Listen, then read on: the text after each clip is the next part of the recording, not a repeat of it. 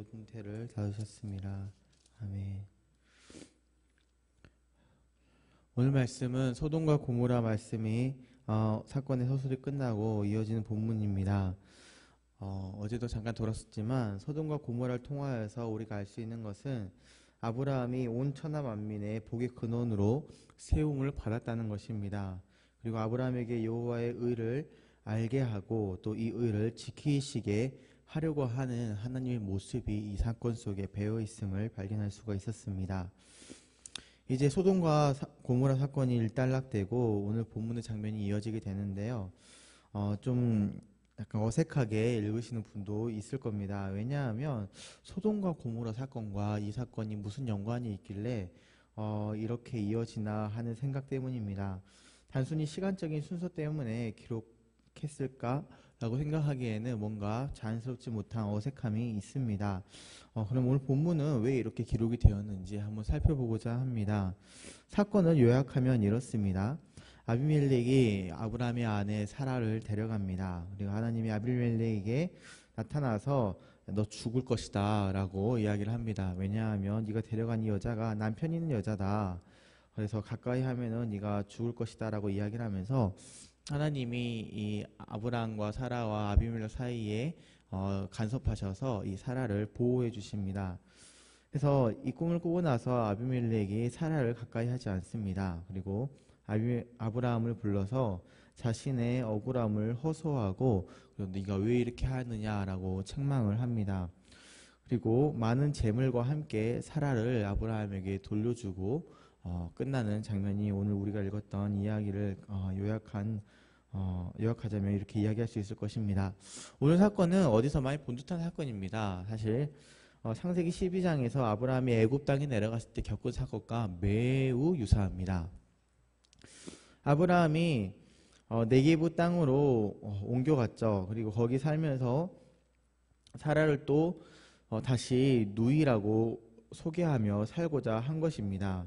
12절에 보니까 사실 사라가 배달은 이복이죠. 그러니까 아버지는 같은데 어머니가 다른 배달은 누이이기도 하다라고 이렇게 기록을 한 것을 우리가 발견할 수 있습니다. 그런데 이렇게 소개함으로써 그 아내가 아닌 누이라고 소개함으로써 자기의 목숨을 보호하고자 했다라는 것을 우리가 말씀을 통해서 특별히 알 수가 있는데요. 이런 모습을 통해서 아브라함이 지금 하나님의 보호를 아직도 믿지 못할 뿐만 아니라 하나님의 언약을 잇는 사라를 소중하게 생각하지 않고 있음을 우리가 본문을 통하여서 발견할 수가 있습니다. 사실 본문은 아브라함이 도덕적으로 썩 괜찮은 사람이었다라는 것을 알리기 위한 목적은 아닙니다. 오히려 아브라함은 하나님의 언약을 가진 자라고 하기에는 배울 점이라기보다는 배우지 말아야 될 점이 더 많았던 사람이었습니다. 애굽으로 내려갔던 사건, 오늘 본문 이전에 처음으로 그곳에서 애굽왕 바로에게 사라를 속인 사건, 또 하나님의 언약을 비웃은 사건, 그래서 이삭이라고 이름 짓지 않습니까? 그런 사건들이나 아니면 롯과 땅 나눈 사건들이나 여러 가지 사건들, 또 오늘 본문 사건들까지 보면서 오히려 아브라함은 하나님의 언약에 대해서 신실하게 지켜나가려고 하는 의지를 찾기가 어려운 모습을 계속 보게 됩니다. 본문은 아브라함에게 초점이 있는 것이 아니라 아브라함이 그래서 이런 점을 우리가 배워야 된다, 배우지 말아야 된다, 이런 점에 초점이 있는 것이 아니라 하나님이 언약하신 게 무엇이고 하나님은 그 언약을 어떻게 이루어 가시는가, 하나님에게 초점이 맞춰져 있음을 보게 됩니다. 이런 초점을 가지고 본문을 좀 봤으면 좋겠는데요. 어떤 언약이고 그러면 어떤 초점입니까? 바로 이 사건은 아까 우리가 서두에 잠깐 말씀드렸던 소돔과 고모라 사건과 전혀 무관하지가 않습니다. 갑자기 뜬금없이 소돔과 고모라를 말하는 게 좀 이어지지 않는 것처럼 보이지만 같은 질문으로 뜬금없이 소돔과 고모라 이야기 뒤에 오늘 이야기가 왜 등장을 할까요? 그렇게 좀 생각을 안 해보셨습니까? 소돔과 고모라 사건을 설명하시면서 하나님이 말해주는 이유를 다음과 같이 설명하십니다. 소돔과 고모라 사건 등장하기 전에 소돔과 고모라를 내가 멸망시키겠다라고 아브라함에게 말씀을 하시죠. 기억하실지 모르겠지만 바로 전 장면이 이 장면입니다. 하나님의 천사 세 사람이 나타나서 아브라함에 나타났는데 아브라함이 이를 알아보고 야 얼른 좋은 음식을 가져다가 이렇게 대접하고 이렇게 이야기하니까 올해가 이제 네가 99세고 99세인데 내년에 네가 그 아들을 낳을 것이다 라고 이야기를 하는데 사라가 이를 웃죠. 이제 숨어서 듣고 웃으니까는 네가 웃었다 하니까 웃지 않았다 하고 내년에 와서 다시 올 테니까 그때는 아이가 있을 것이다 라고 하면서 가시면서 소돔과 고모라 갑자기 멸망시키겠다는 뜬금없는 말씀을 이렇게 꺼내십니다. 근데 그렇게 소돔과 고모라 사건을 갑자기 말하면서 말하는 하나님이 특별히 아브라함에 감추지 않고 설명하신 이유를 18장 18절 19절 이렇게 설명을 하고 있는데요. 아브라함은 강대한 나라가 되고 천하 만민은 그로 말미암아 복을 받게 될 것이 아니냐. 내가 그로 자식과 건속의 명하 여호와의 도를 지켜 의와 공도를 행하게 하려고 그를 택하였나니 이는 나 여호와가 아브라함에게 대하여 말한 일을 이루려 함이라 라고 설명을 하고 있습니다. 무슨 말이냐면 아브라함을 통하여서 온 천하 만민이 복을 받게 된다는 것과 또 아브라함이 여호와의 의를 알게 하여서 그와 그의 자식들이 여호와의 의를 행하게 하기 위하여서 내가 이 사건을 이야기하고 있다라고 설명을 하고 있는 것이죠. 실제로 그 사건이 그렇게 이루어졌습니다. 어떻게 이루어졌습니까? 롯이 아브라함의 중보기도를 통하여서 구원을 받았죠. 롯이 의로운 사람이 아니었음을 우리가 확인을 했고 그럼에도 불구하고 하나님이 구원해 주셨는데 왜냐하면 아브라함을 기억하셔서 구원해 주셨다는 것을 우리가 본문을 통해서 확인했었습니다. 또 소돔과 고모라 그리고 롯의 아내 등 악인들을 심판하신 하나님의 공의를 보았지만 그 중간에 이제 아브라함이 중보기도 하면서 10명, 의인 10명까지 내려가면 했던 질문 무엇이었습니까? 하나님, 악인 때문에 의인을 함께 멸망시키겠습니까? 하는 하나님의 의에 대한 질문에 대해서 하나님이 답하신 것이라고 말씀을 드렸었습니다. 어떤 거였죠? 같이 멸망시키지 않으신다는 것이었죠. 의인을 빼내시고 악인들만 심판하셨고 그리고 소활성이라는 곳에 롯 한 명의 의인이 들어갔을지라도 그 한 명 때문이라도 소활성을 멸망시키지 않으시는 하나님의 의를 우리가 이 사건을 통하여서 목격을 할 수가 있었습니다. 그리고 이 설명드렸던 이 언약은 오늘 사건에도 동일하게 드러나게 됩니다. 어떤 언약입니까? 바로 하나님이 사라에게 아들을 약속하시며 재확인시켜 주신 약속인데요. 바로 천하 만민이 아브라함을 통하여서 복을 받을 것이라는 내용입니다. 그리고 여호와의 의를 이가 알아가며 그것을 지키며 살아가게 하려고 하신다라는 것이죠. 이런 관점에서 오늘 본문을 보면 이렇게 됩니다. 하나님을 통해 복과 저주의 갈림길에 아비멜렉이 서게 되는 것이죠. 아브라함의 아내 사라를 취하고자 했던 아비멜렉이 죽을 뻔합니다. 7절을 잠깐 볼까요? 이제 그 사람의 아내를 돌려보내라. 그는 선지자라. 그가 너를 위하여 기도하리니 내가 살려니와 내가 돌려보내지 아니하면 너와 내게 속한 자가 다 반드시 죽을 줄 알지니라 라고 기록을 하고 있습니다. 뭐라고 말씀하고 있냐면 아브라함에게 이 사라를 돌려보내서 아브라함이 너를 위해 기도하게 하라는 것이죠. 그래서 무슨 말입니까? 너를 위해 아브라함이 기도하면 네가 살고 그러지 않으면 네가 죽는다라는 것입니다. 지금 아비멜렉의 목숨이 누구한테 달려있다고 말하고 있는 겁니까? 하나님께서 아브라함에게 달려있다고 지금 설명하고 있음을 볼 수가 있습니다. 또 14절입니다.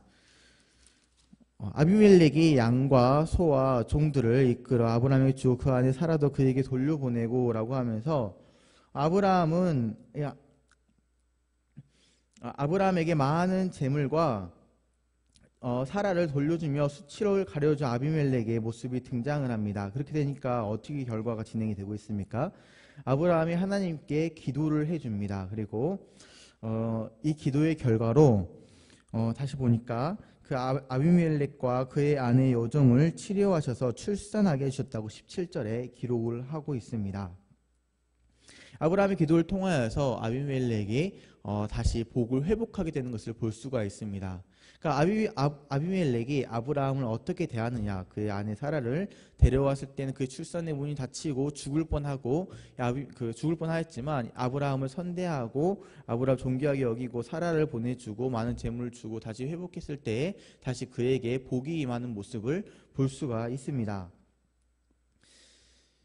이처럼 이 사건도 또한 그 아브라함을 통하여서 온 천하 만민이 복을 받기도 하고 또 온 천하 만민이 저주 가운데 임하기도 한다라는 것을 볼 수가 있습니다. 사실 이 내용은 창세기 12장에 나오는 하나님의 아브라함과 하신 언약이 계속해서 실현되고 있음을 아브라함을 하여금 알게 하시고, 이것이 아브라함의 어떤 잘하는 모습, 또 언약을 신실하게 지키는 모습, 지키지 않는 모습과 상관없이 하나님 그분이 스스로 지켜나가신다는 것을 본문을 통하여서 알 수가 있습니다.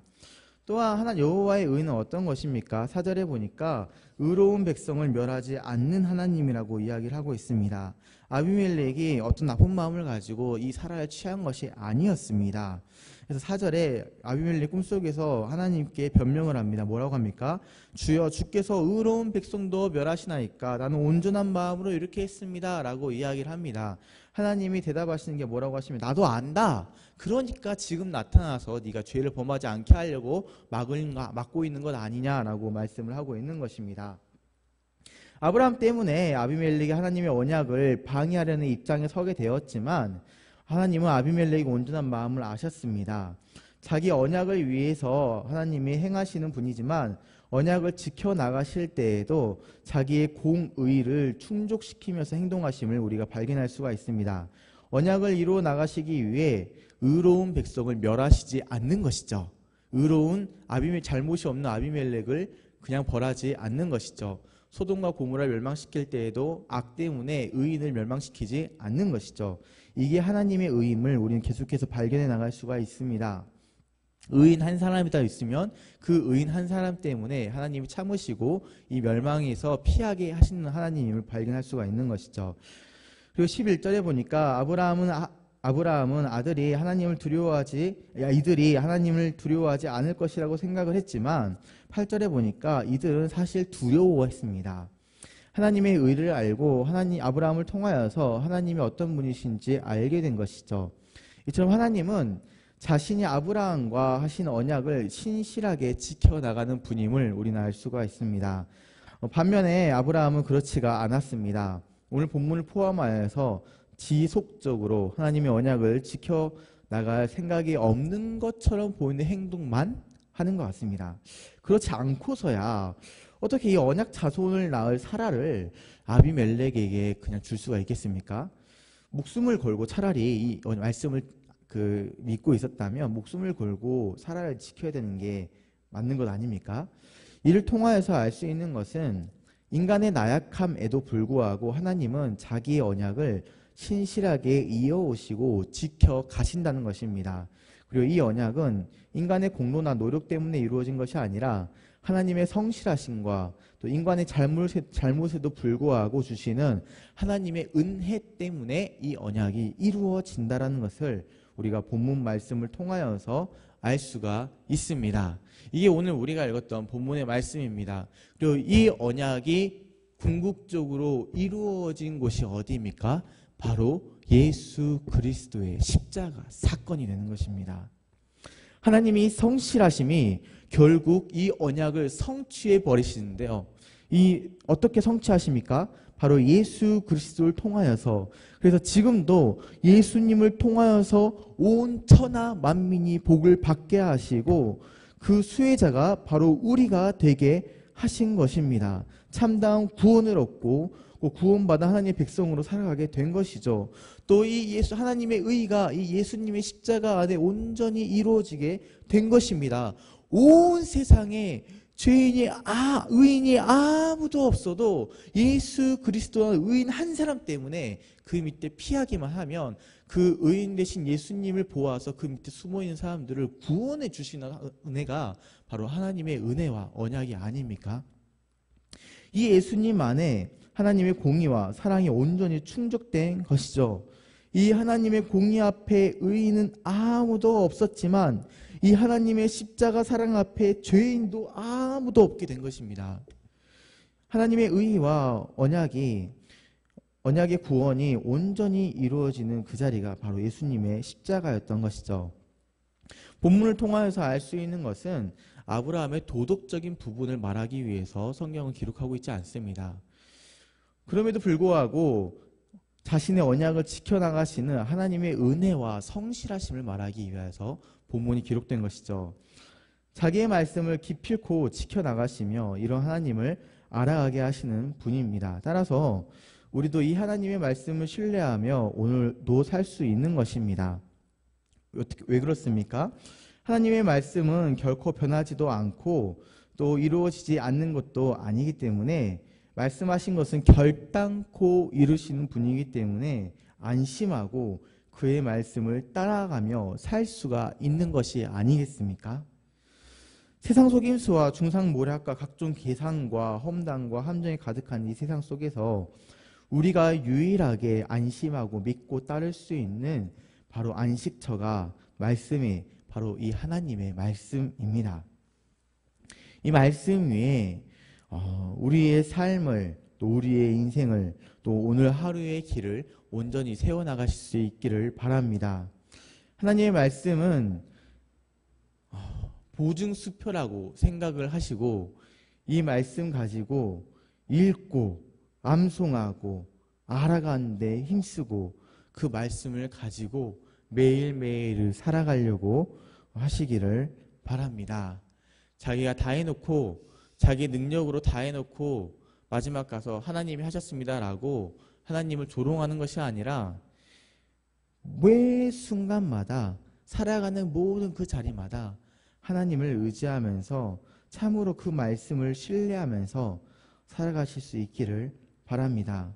청구하지 않아도 하나님은 자기의 말씀을 기억하시며 그 말씀대로 우리에게 행하여 주실 것입니다. 기도하도록 하겠습니다.